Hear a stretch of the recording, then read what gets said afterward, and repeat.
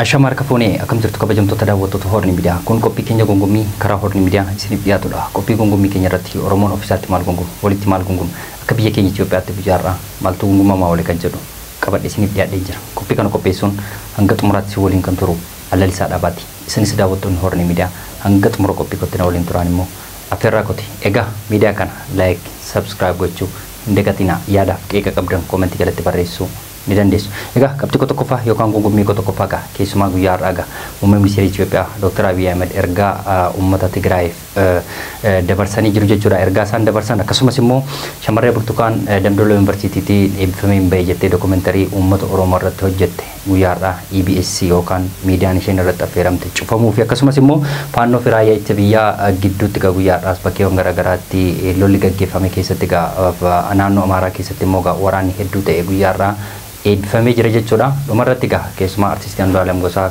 guyyaa har'aa mana murtiitti dhiyaate jira. Isarratti maaltu jira kan jedhu qabadhe isiniif dhiyaadheen jira. Hanga xumura qophii kottina waliin tura. Egaa qabxii tokkoffaa yookaan gongommii tokkoffaa guyyaa har'aa muummee ministeera Itoophiyaa Dr Abiy uummata Tigraayiif ergaa guddaa yookaan oduu gammachiisaa dabarsanii jiru jechuudha. Keessumaa uummanni Tigraay uummata sablammoota Itoophiyaa keessa jiru uummata mirga isaa falmachuun kan beekamu hamma tokko uummata warra kaan dhageetti guddaa kan qabanidha jechuudha.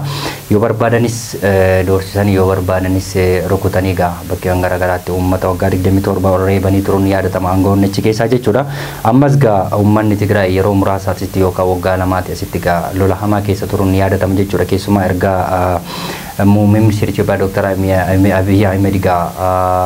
mootummaa yeroo jedhee Bogeetaachoo Raddaa gara Tigraayitti ergee booddee immoo nagaan dhabamuun ni yaadatama keessumaa jechuudha.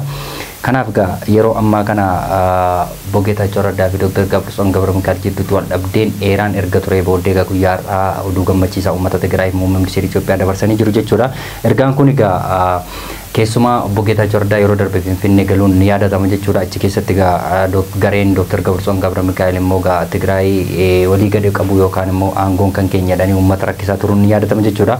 Ammas waraanni hedduun Tigraay keessa hiikkate akka hin jirre yookaan immoo sabaan Tigraay warreen ta'anii hidhatanii akkuma jiranitti jiru jechuudha. Kanaaf muummee ministeera Itoophiyaa gama lamaaniinuu yookaan immoo filannoon waggaa tokko kan hafe kana keessatti nama mataa keessan yookaan nama barbaadan filadhaa kan jedhu guyyaa har'aa uummata Tigraayiif ergaa dabarsanii jiru jechuudha.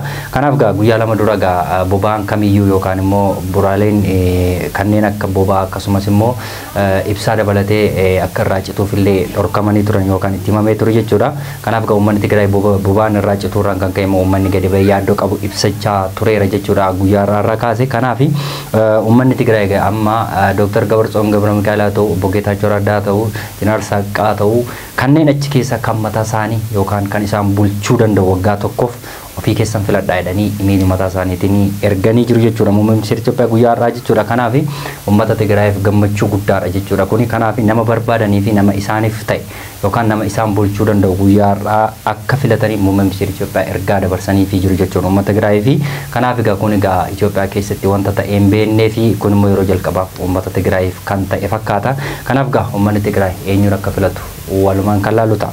Qabxii lamaffaatti yeroo darbu shamarree Burtukaan Tamasgeen yeroo darbe Damdooloo Yuunivarsiitiin Arsiitiin bahee jettee waraana achi keessa yookaan immoo qaama mootummaa kan Oromoo ta'etu na gudeedee waggaa tokkoof ji'a muraasa laga keessan ture kan jedhu dubbattee turuun ni yaadatama jechuudha.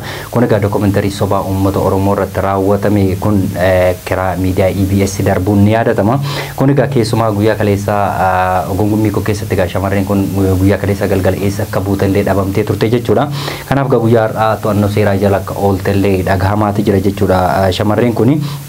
Akkasumas immoo miidiyaan sun cufamee akka jiru yeroo ammaa kana saatalaayitii irra bu'eellee akka jiru dhagahamaati jira miidiyaan EBS kuni. Kanaaf tuffii isaan uummata Oromoo irraa qabanii fi akkasumas immoo dookumentarii isaan yeroo dheeraaf itti yaadanii qopheessan uummata Oromoo isa durii irraa kaasee hagam akka salphisellee argisiisaati jira jechuudha. Kanaaf itti yaadamee kan hojjetameef akkasumas immoo Damdooloo Yuunivarsiitiin yeroo kanatti shamarreen akkas jedhamtuu fi dipaartimentiin arsii Damdooloo keessatti hin jalqabne kan jedhu ibsa baasee jira jechuudha. Kanarratti seeraan kan nan gaafadha kan jedhu yookaan ibsa baasee turuun yaadatama pirezidaantiin Damdooloo Yuunivarsiitii guyyaa kaleessa halkan jechuudha. Kanaaf egaa rakkoon achi keessa jiru keessumaatti rakkoon uummata Oromoo irratti karaa saba biraa yookaan immoo karaa miidiyaa kanaa darbaa jiru hanga ammaallee dhaabachuu hin dandeenye jechuudha.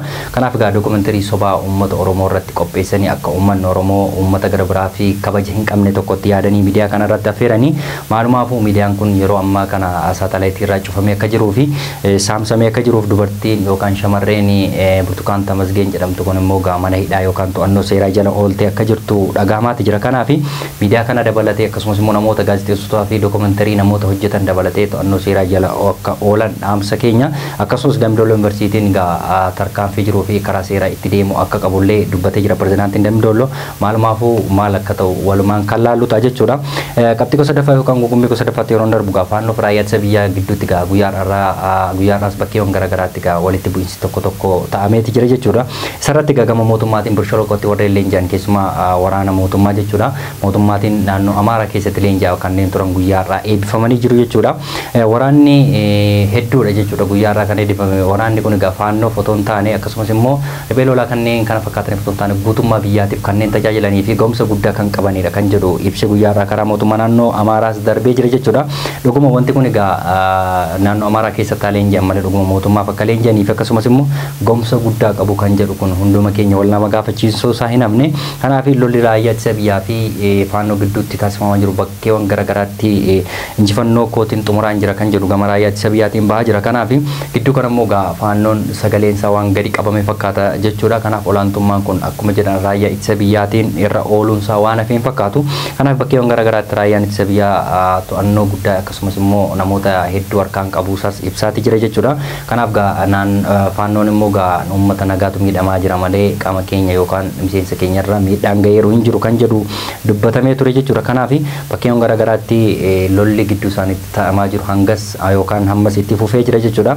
Garuu guyyaa irraa immoo Birsholoqootti warreen leenji'an naannoo Amaaraa keessatti mootummaan eebbisiisee guutummaa biyyaaf tajaajilu yookaan guutummaa biyyaa eeguu danda'u kan jedhu ibsa baasee jira jechuudha. Dhumarratti waa'ee artistii Andu'aalem Gosaa guyyaa irraa mana murtiitti dhiyaate irratti oduun tokko keessumaa giruupiin uumamee gama Andu'aalem Gosaa fi gama haadha manaasaa godhamee keessumaa sooshaal miidiyaa garaagaraa irratti ka'aati jira jechuudha. Kanaaf keessumaa artistii Andu'aalem Gosaa fi haadhi manaasaa yeroo dheeraaf yookaan waggoota muraasaaf erga wal bira turanii booddee fooqirraa akka isheen of darbattee duute ibsi yeroo darbee dubbatamaa ture ni mul'isa. Garuu guyyaa har'aa ibsi poolisiin baases akkuma isheen fooqirraa kufte tokkotti dubbatee ture. Garuu informationii guutuu hanga ammaatti argachuu hin dandeenye waan ta'eef yeroo dabalataa guyyaa 12 gaafatee jira jechuudha mana murtii jechuudha. Kanaaf abukaatoonis himatamaan kun yookaan artistiin kun mana yookaan mana murtiitti mana hidhaatti bahee bakkee taa'ee falmachuu danda'annaan hin danda'amu.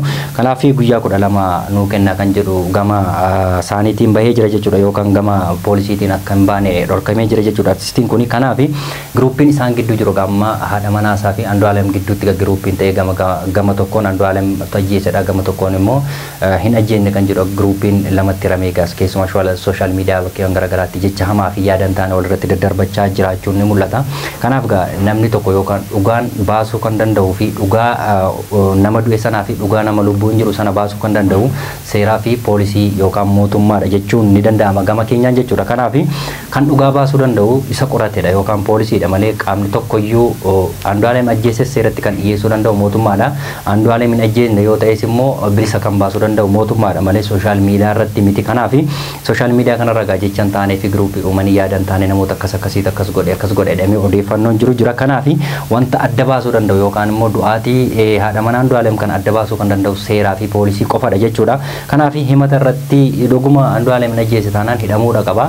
Hin ajjeenne taanaan immoo bilisa ba'uun seeratu bilisa baasa. Kanaaf wanti kun giruupii yookaan immoo amma lamatti ramanii yaadan taanee fi ilaalchan taanee biyyaan illee wal qoodanii akka jiran argamaati jira jechuudha. Kanaaf rakkoon achi keessa jiru dhuguma artistiin kun balleesseera taanaan seeratti dhiyaachuun dirqama isaati. Kana hundu hunduma kan gochuu danda'u seeradha yookaan immoo isa hiisisuu kan danda'u seeradha bilisa baasuu kan danda'u seeradha jechuudha. Kanaaf ragaa guutuu poolisiin sassaabee yoo dhuguma Andu'aalemitti godhee hidhamuun dirqama isaati artistii ta'e gatii ta'ee fi lubbuu namaa baasuun kun filatamaa miti. Kanaaf dhugaa qabdi taanaan dhugaa ishee seeratu baasaa artistii Andu'aalem Gosaas dhugaa qaba taanaan dhugaasaa seeratu hordofee yookaan immoo seeratu ilaalee bilisa isa baasa malee nama information yookaan immoo nama miidiyaa irratti odeessee fi bilisa baasuu hin danda'u. Kanaaf rakkoo jiru kana hundumaa taa'ameeti ilaalameeti gama tokkoon dhugaa jiruu fi akkasumas immoo akka seera biyyaatti yookaan akka aadaa biyyaatti abbootii gadaa dabalatee namoonni seeraa waan jedhanii fi akkasumas immoo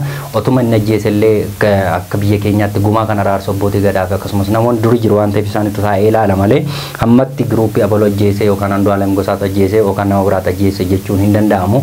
Dhugaa kan beeku waaqaa fi namoota yeroo isaan achi jiran qofaadha. Kanaaf immoo kan hundumaa qorachuu kan danda'u seeradha waan ta'eef namni giruuppii uummatee yookaan immoo gara Andu'aalemiif gara amanaasaa godhanii nama tokko irratti duuluun kun gaarummaa hin qabaatu. Egaa kabajamtoota daawwattoota Horni Miidiyaa qophiin gugummii guyyaarraaf qabadhe kanan gammaatti daawwattoota ture. Qophii kana qopheessuun hanga xumurasii waliin kan ture Allalisaa Dhaabaati. Qophii gugummii biraan hanga walitti deemtu immoo qophiilee Horni Miidiyaa waliin immoo turtii gaarii qabaadhaa.